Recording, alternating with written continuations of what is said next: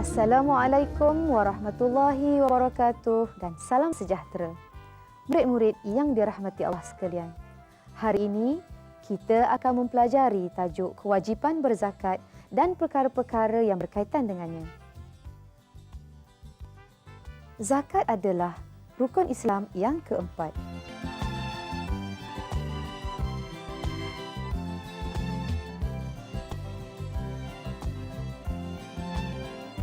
Murid-murid sekalian, Islam ialah agama ta'awun dan takaful. Syariat Islam merupakan satu sistem dan panduan hidup yang sempurna serta menyeluruh.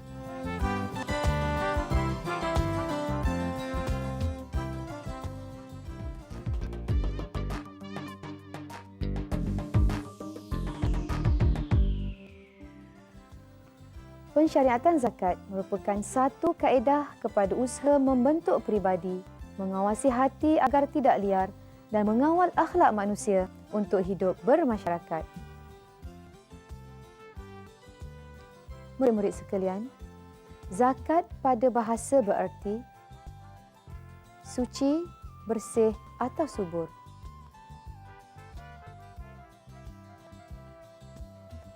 Ini berasaskan surah At-Taubah ayat 103 yang bermaksud, ambillah sebahagian daripada harta mereka sebagai sedekah atau zakat, supaya dengannya engkau membersihkan dan mensucikan mereka.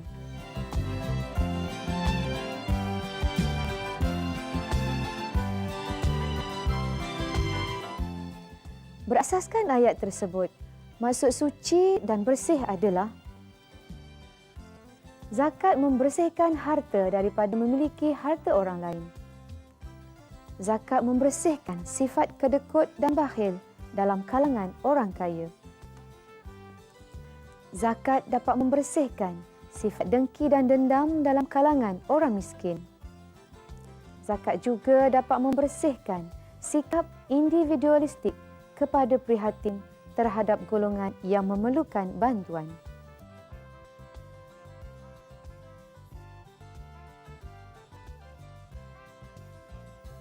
Maksud subur pula adalah harta yang diberikan kepada fakir miskin sebagai zakat dapat dijadikan sebagai modal asas. Zakat menyuburkan sifat pemurah dalam kalangan orang kaya. Zakat juga dapat menyuburkan sifat hormat menghormati antara golongan miskin dan orang kaya. Murid-murid yang dirahmati Allah, zakat pada istilah syarak bererti mengeluarkan sebahagian daripada harta tertentu dan diberikan kepada orang yang berhak menerimanya setelah memenuhi syarat-syarat yang ditetapkan oleh syarak.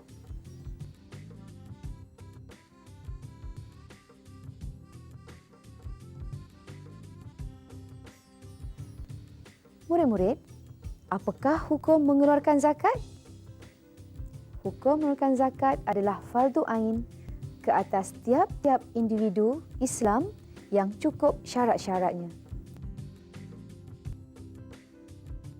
Sesiapa yang mengingkari dan meragui kefarduannya terkeluar daripada agama Islam. Murid-murid yang dikasihi Allah, sejarah juga telah membuktikan bahawa Khalifah Abu Bakar radhiyallahu anhu telah memerangi orang-orang yang engkar membayar zakat. Bagaimana pula dengan dalil kewajipan berzakat? Dalil kewajipan berzakat adalah seperti berikut.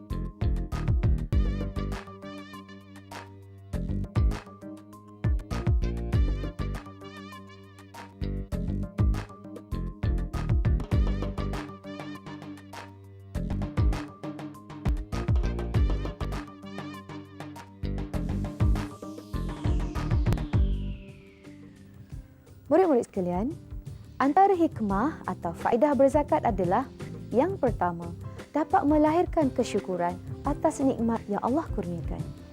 Kedua, membersihkan diri daripada akhlak yang buruk. Ketiga, membersihkan harta dan mengurangkan jurang perbezaan dalam masyarakat. Dan yang keempat, mengeratkan silaturahim. Kelima, membantu ke arah pembangunan ekonomi umat Islam dan aktiviti dakwah Islam. Perkara ini juga dinyatakan dalam prinsip utama Islam Hadari yang kelima, iaitu pembangunan ekonomi seimbang dan komprehensif.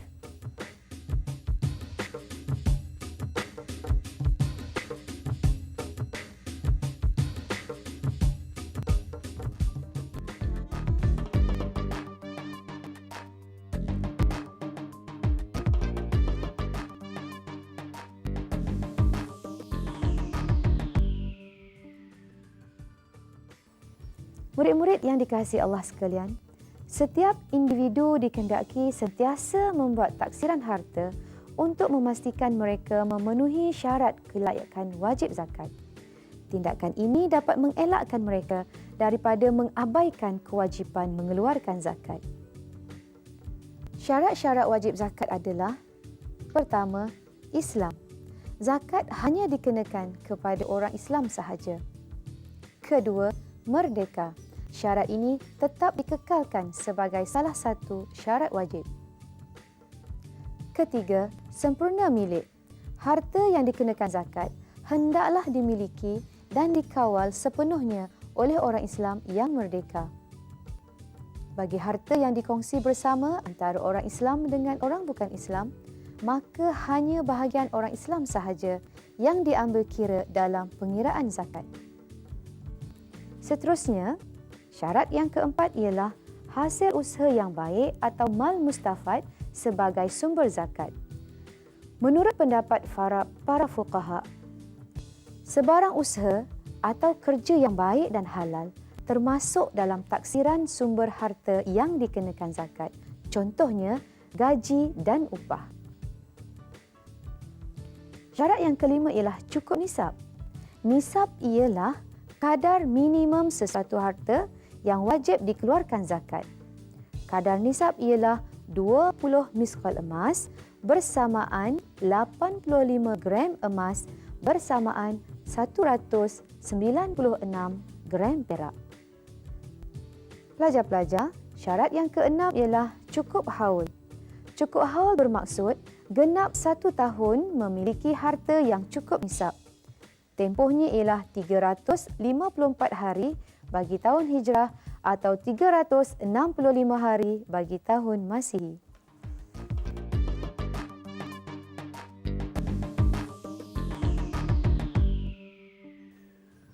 Murid-murid sekalian, zakat diwajibkan ke atas beberapa jenis harta yang tertentu.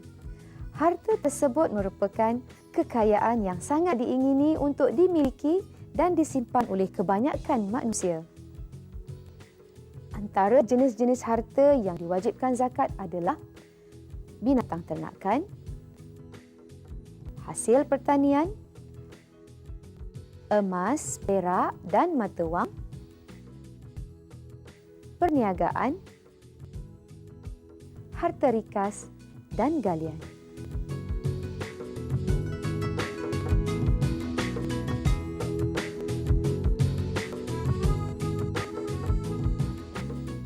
Sekian dahulu.